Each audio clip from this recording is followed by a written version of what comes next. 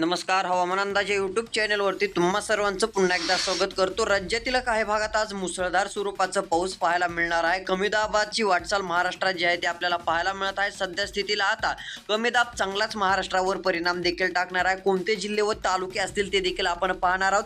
त्यापूर्वी चॅनलवर नवीन असाल तर सबस्क्राईब करा, नोटिफिकेशन बेलला ऑलवरती टाका, जेणेकरून हवामानाची प्रत्येक अपडेट याच चॅनलवरती पाहायला मिळेल. तर चला पाहूयात आता सविस्तर अंदाज.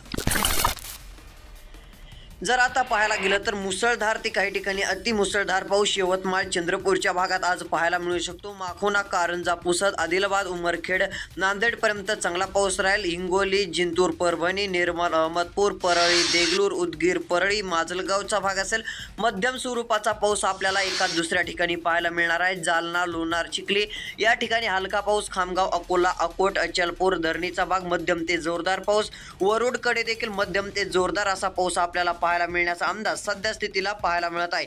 एकंदरीत विचार केला तर राज्यात पावसाचा जोर हा चांगला राहणार आहे. पूर्ण विदर्भामध्ये पावसासाठी पोषक वातावरण आपल्याला पाहायला मिळणार आहे. तसेच इकडे अकोला, जळगावचा भाग असेल, धुळे, नंदुरबारचा भाग असेल मध्यम काही ठिकाणी जोरदार अशा पावसाची शक्यता आपल्याला पाहायला मिळणार आहे. चांगला जोर राहणार आहे. सोलापूर, कोल्हापूर, सांगली, सातारा या पट्ट्यात हलका रिमझिम स्वरूपाचा पाऊस तुरळक ठिकाणी पाहायला मिळेल. काही ठिकाणी मध्यम सरी देखील होऊ शकतात असा अंदाज आहे.